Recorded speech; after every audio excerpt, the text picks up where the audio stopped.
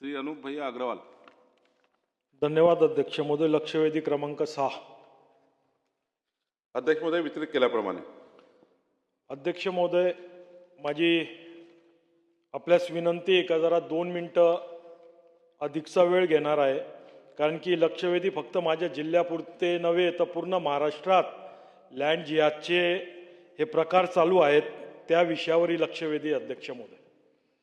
अध्यक्ष महोदय, महाराष्ट्र कुल वहिवाट व शेत जमीन अधिनियम 1948 मधील कलम 63 व कलम 84C च्या हेतूने कृषी जमीन केवळ पात्र शेतकऱ्यांच्या रहावी हा आहे, परंतु धुळे तालुक्यातील वडजाई, पिंपरी, न्याळोद तसेच धुळे शहरातील देवपूर परिसरात या कायद्याच्या मोठ्या प्रमाणावर उल्लंघन झाल्याचे अनेक प्रकरण निदर्शनात आले।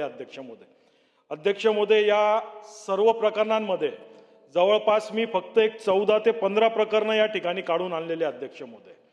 आणि या प्रकरणात जसं बिहारचा व्यक्ती ज्याने प्लॉटचा उतारा लावून आणि शेती दाखवून या जागेची खरेदी केलेली आणि शेतकरी म्हणून त्याचा पुरावा जोडलेला अध्यक्ष महोदय।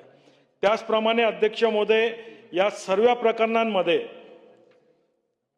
पूर्ण चौकशी न करता जे अधिकारी आहेत यांनी कुठल्याच प्रमाणे कागदपत्र न तपासता या सर्व विषयांवर त्या ठिकाणी खरेदी करून दिलेली अध्यक्ष महोदय। अध्यक्ष महोदय, उदाहरणार्थ 2012चा बोगस उतारा लावून 2020 मध्ये शेती जमीन त्या ठिकाणी खरेदी करण्यात आलेली आहे। अध्यक्ष महोदय,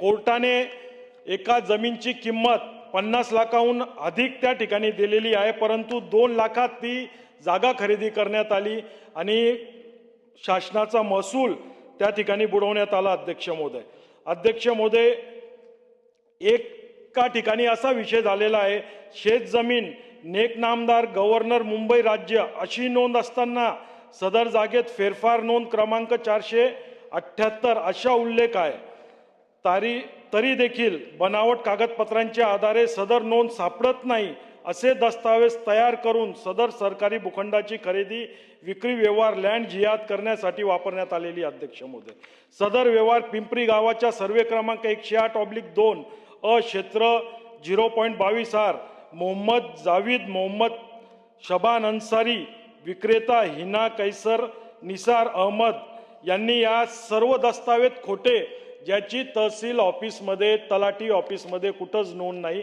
अशा या खरेदी केलेल्या आहे। अध्यक्ष महोदय, मी पहिलेच सांगितलं मला 1-2 मिनिटं द्या। अध्यक्ष महोदय, डेव्हलप केली, आता प्रश्न घ्या। हो अध्यक्ष महोदय, घेतो। त्याचप्रमाणे अध्यक्ष महोदय, अशा भरपूर जागा आहेत, त्याच्यातील महत्वाची जे माझे प्रश्न आहेत अध्यक्ष महोदय, हे सर्व प्रकरण मी आपल्या माध्यमातून माननीय मंत्री महोदयांकडे सुपूर्द करतोय। अध्यक्ष महोदय, या सर्व प्रकरणाची किती दिवसात आपण चौकशी करून हे सर्व प्रकरणांवर जे दोषी असतील यांच्यावर कारवाई करणार, या सर्व जमिनी सरकार जमा करणार का, याच्यात फॉरेन फंडिंग चाही मला शंका आहे। अध्यक्ष महोदय, जे अधिकारी याच्यात दोषी असतील त्यांच्यावर किती दिवसात आपण कारवाई करणार, या सर्व जमिनींचे प्लॉट पाडून त्या ठिकाणी विशिष्ट समाजाला त्या ठिकाणी जागा देऊन एक विशिष्ट समाजाचा रहवास वाढवणे हे प्रयोजन याच्यात आहे। सर्व विषय लँड जिहादचे आहे। अध्यक्ष महोदय, तरी माझी आपल्या माध्यमातून मंत्री महोदयांना विनंती आहे का या सर्व गोष्टींवर तातडीने योग्य ती कारवाई करावी।